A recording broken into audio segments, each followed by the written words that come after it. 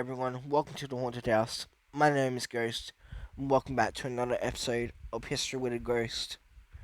I've had a bunch of famous snipers on my list to cover in this series, but I haven't been able to pick one until now. I find the story interesting, and it gives me a chance to make fun of communism, which apparently I've never done, according to people who have never seen any of my other content. Today we're talking about Lyudmila Pavlichenko, one of the deadliest snipers to exist. Lyudmila was born on the 12th of July 1916 in Bel-Ayad Surkov, which is now Kiev Oblast, Ukraine. Her mother was apparently a part of a Russian noble family, but is not known which.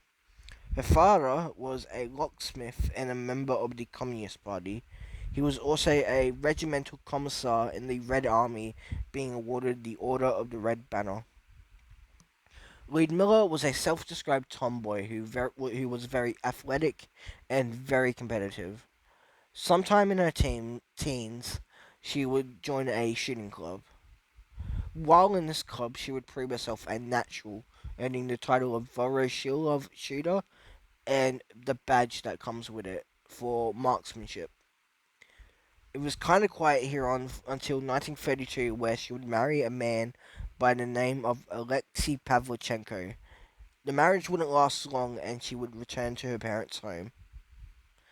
She would get a job at a arms plant in Kiev and would enroll herself at the Kiev University, where she would study history and intended to get her scholarship and plan to be a teacher. She would do a bunch of sports related stuff at the university as well. She would continue her studies until June of 1941, when Nazi Germany would invade the Soviet Union. Lyudmila immediately went to the recruiting office. She received pushback to join a infantry unit. The communists spoke big game with equality and letting women into military roles, but they barely practiced it because they are dumb communists. I'm not saying the US was any better, but come on. Um, they allowed her to join a medic unit, but she refused.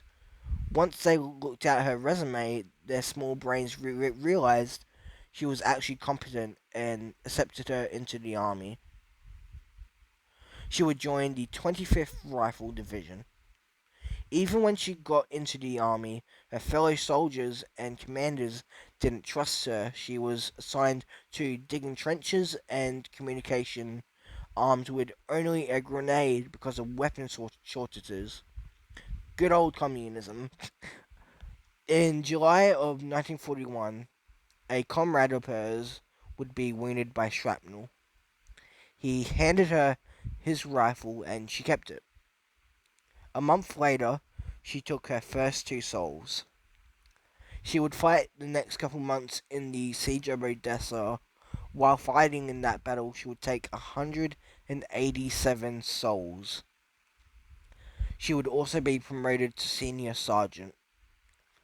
Not that long after, the Romanian army would capture Odessa.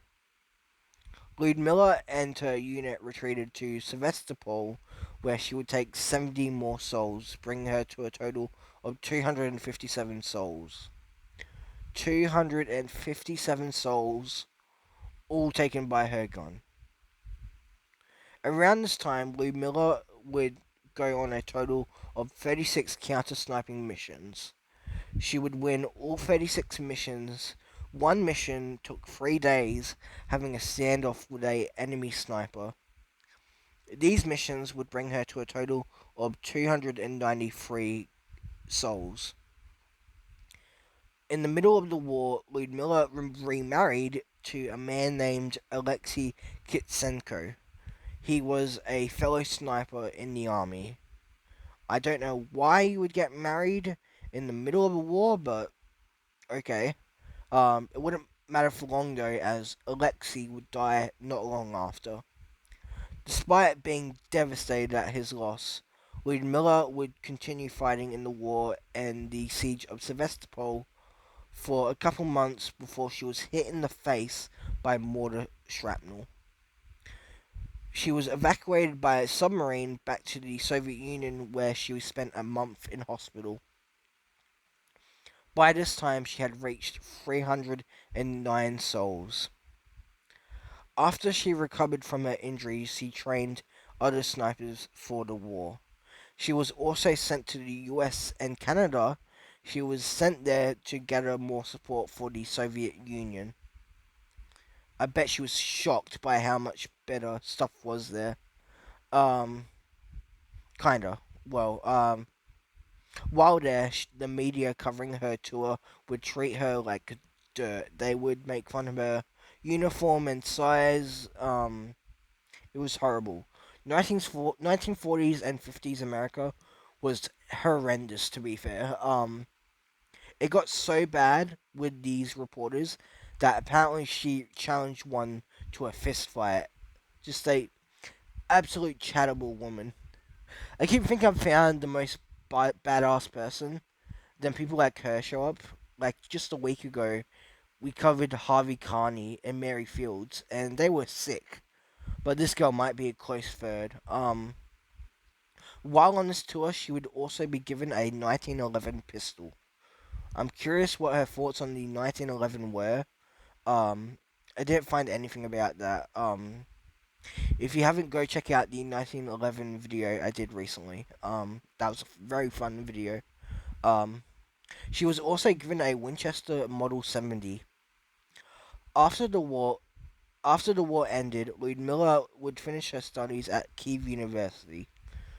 She would join a board of people who helped Soviet veterans, and she would also do some stuff with the Navy for a while before, in 1974, she would die from a stroke at 58. Lyudmila suffered from PTSD and alcoholism, and most likely the stroke was a result of that. Lyudmila Pavlichenko is buried at the Novodevichy Cemetery in Moscow, Russia. I bet you I also butchered that name. Um, and yeah, that's about everything about Lyudmila Pavlichenko. Um, really fun story. Another badass person.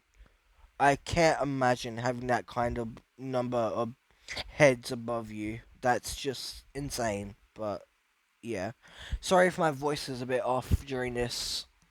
I haven't been feeling well today.